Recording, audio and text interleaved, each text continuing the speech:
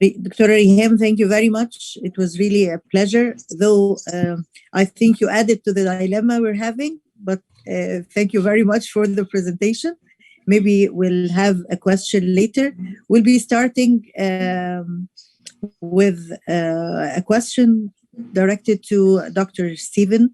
Dr. Stephen, do you think that total 15 is more aggressive than COG in treatment of B-cell ALL? Thank you. First off, thank you very much for inviting me to join. I only wish I could be there in person. I had the pleasure to visit your beautiful country last year. We have the same. Hopefully the corona will be soon over and we'll be able to join, whether in our country or yours. We hope Inshallah. so. Yeah. In terms of the question, total 15 chemotherapy is more intensive than the Children's Oncology Group regimens.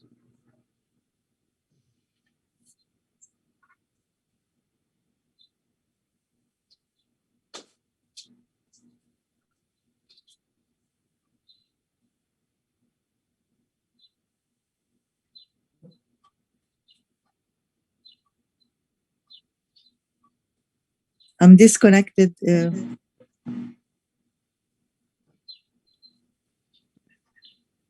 Sorry, Dr. Stephen, I think I'm disconnected. Is everybody hearing Dr. Stephen? I can hear you. I hear you. Did everyone hear me? Yes, now we can hear you. Yeah, go on, Dr. Stephen. We are hearing you.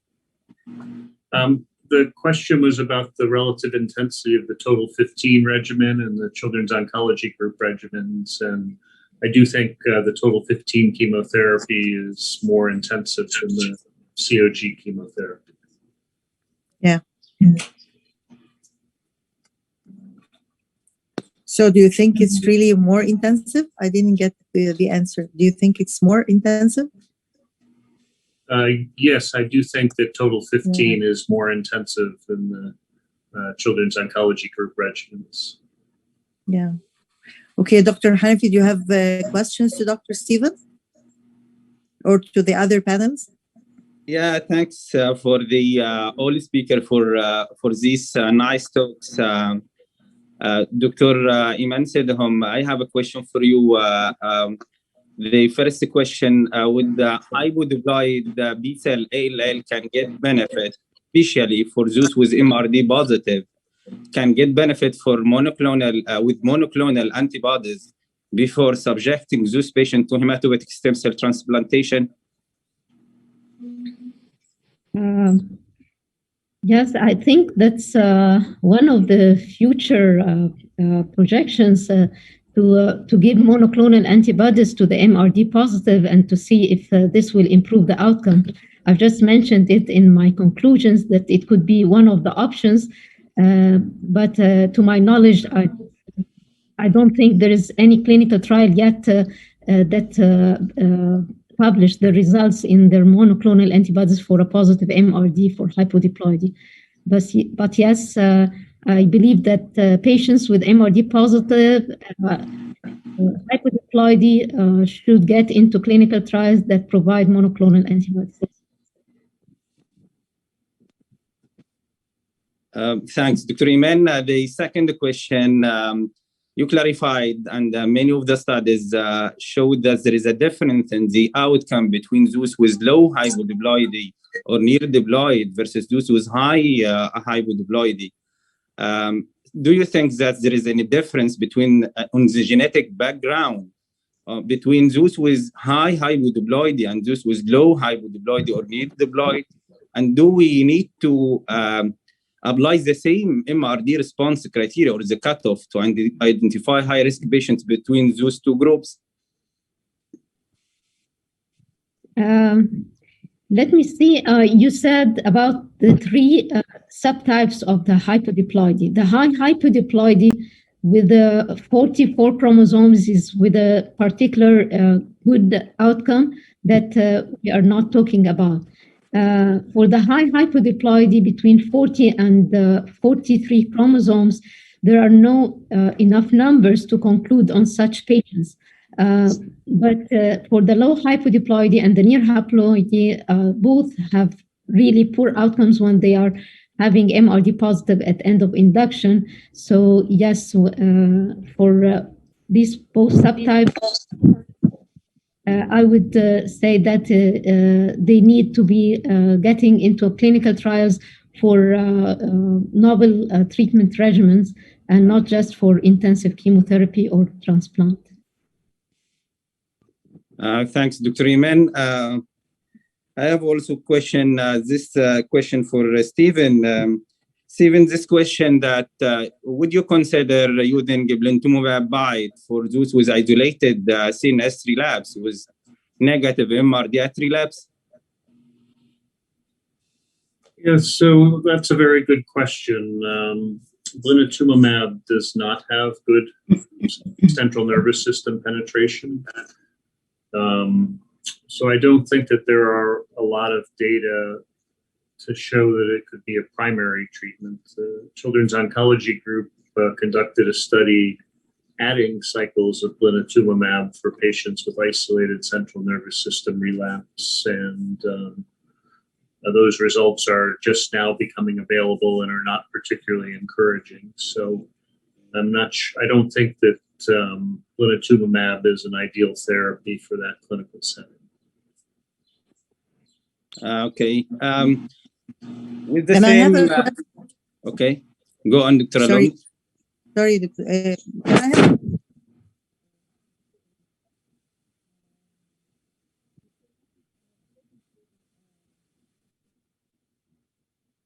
I'm not able to hear.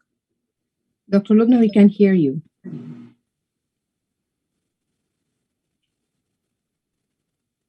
Dr. Lobna, We can hear your voice. not able. Okay, tell Dr. Lobna, come again. The question also for Stephen. Do you recommend any treatment options for those with persistent MRD before transplant or after transplant in order to improve first the survival rate for those patients with worse outcome?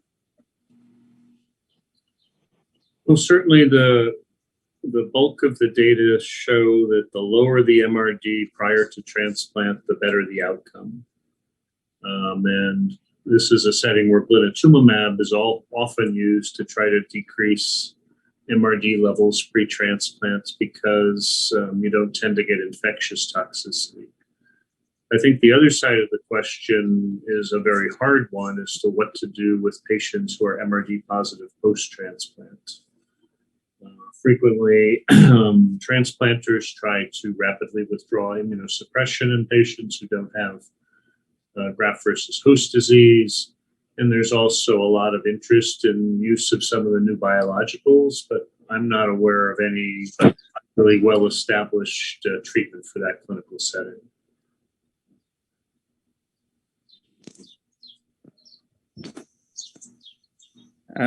Thanks, Stephen. Also, I have question for those with Philadelphia like LL.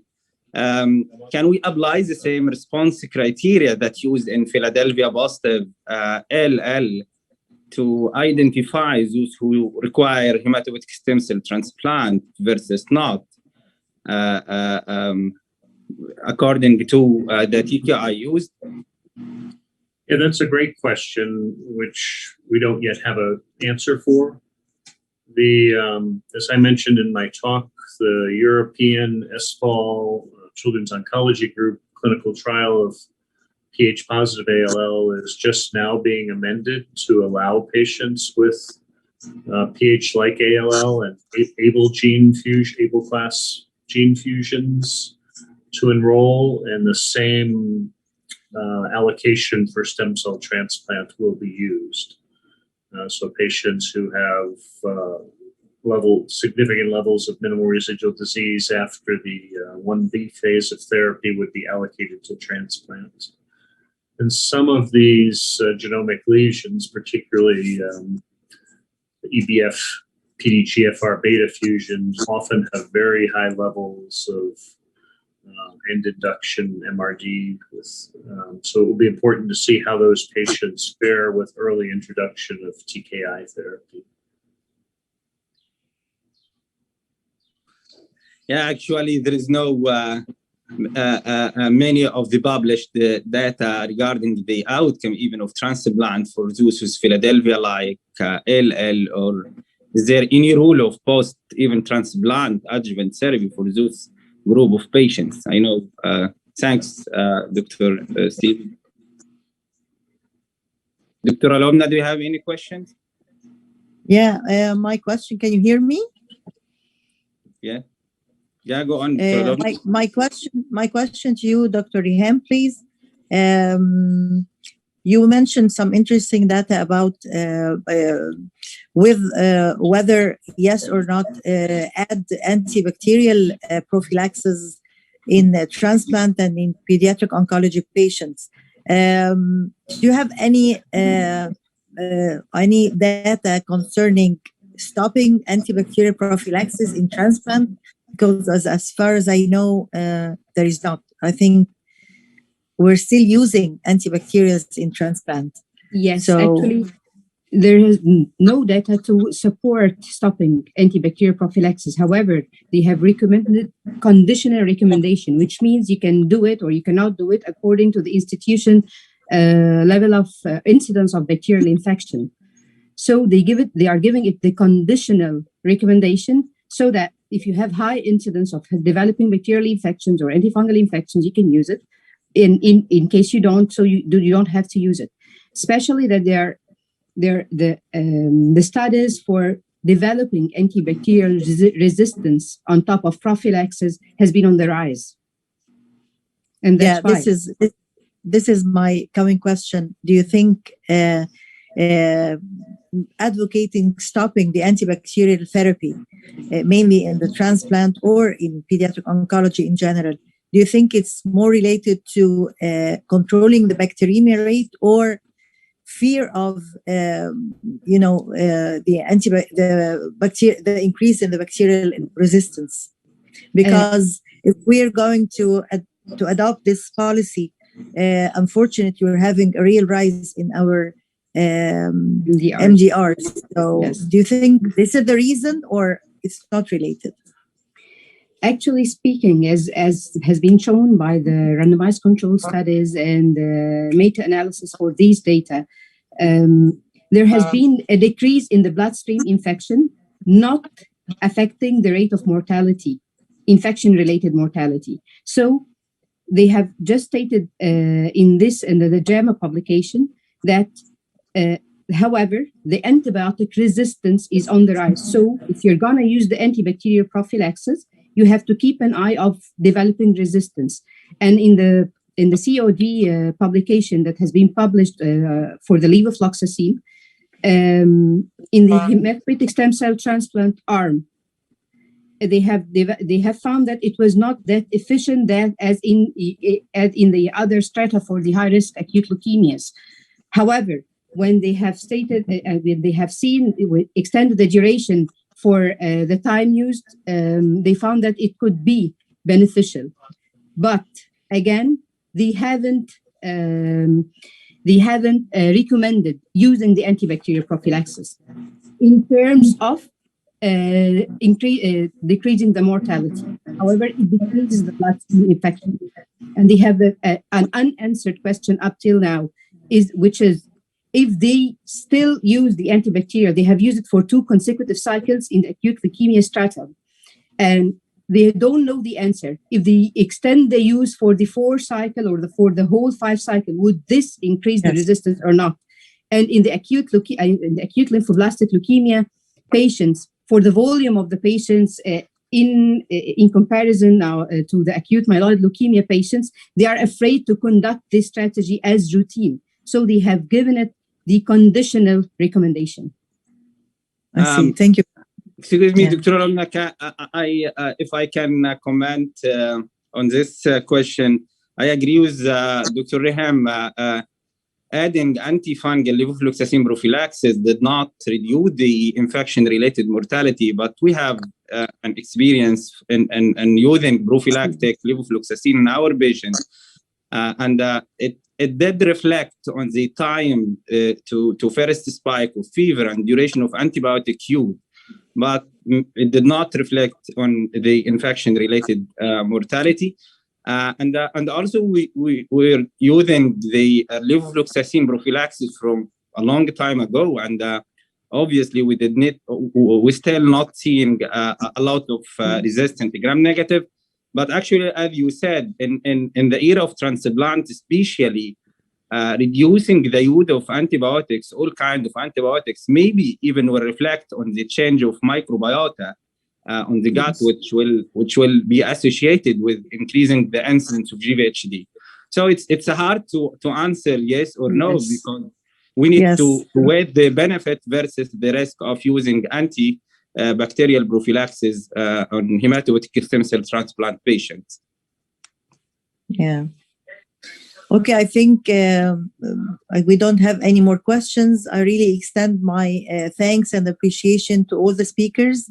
And as we can all see, there's a lot to be tackled, and there's a lot to be answered in acute lymphoblastic leukemia, and of course in our supportive care for these patients. Thank you very much, Dr. Hanafy, and thanks very, very much for all the speakers, extending my appreciation to Dr. Stephen across the continent. Thank you very much, everybody. Bye. Bye. Dr. Hanafy. Thanks, Prof. Dr. Lobna. It was an honor for me to be with you here in this great session. Thanks for all the speakers, Dr. Stephen, Dr. Iman, Sidhom, Dr. Riham. We really enjoyed these talks.